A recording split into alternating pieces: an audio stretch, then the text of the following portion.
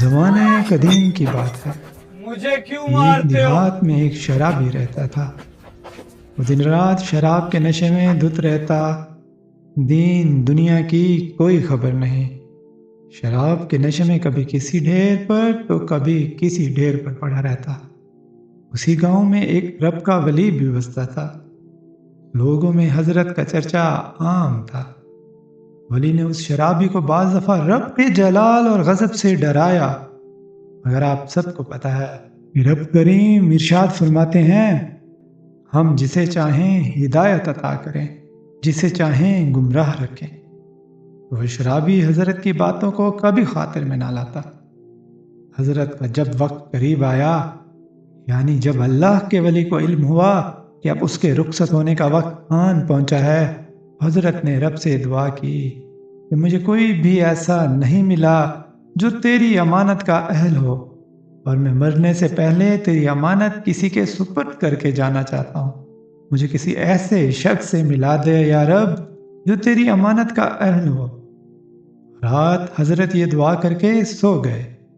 ادھر شراب کے نشے میں دھت وہ شرابی کسی ڈھیر پر پڑا تھا کہ غیب سے آواز آتی ہے، اے باندے، تیرے لیے پیغام ہے، جاؤ صوفی کے پاس جاؤ اور اس سے میری امانت طلب کر لو۔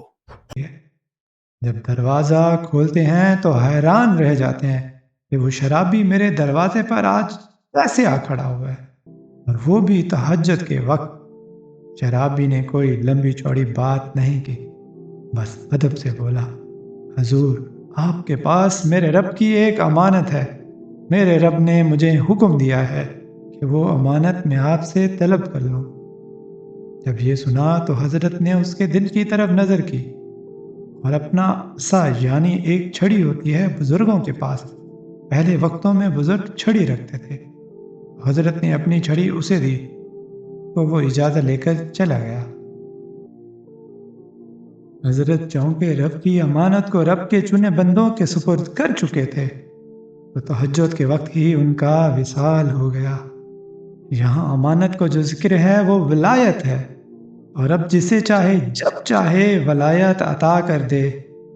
یہاں یہ کہنا چاہتا ہوں کہ بعض دفعہ رب کی رحمت اور کرم جوش میں آ جاتا ہے، اور پھر جس پر نظر پڑ جائے وہ فنا کر دیا جاتا ہے۔ ہم نے دیکھا ہوگا کہ بہت سے لوگ برے ہوتے ہیں، سنا بھی ہوگا فلاں ایسا ہے، وہ بھی کبھی نہیں بدلے گا۔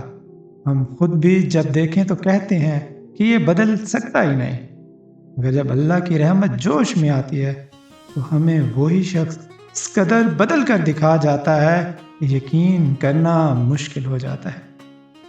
ہم گناہ گار ہیں، یہ بات وجہ ہے، مگر اس کی رحمت، اس کا کرم ہمارے گناہوں سے بڑا ہے نہیں۔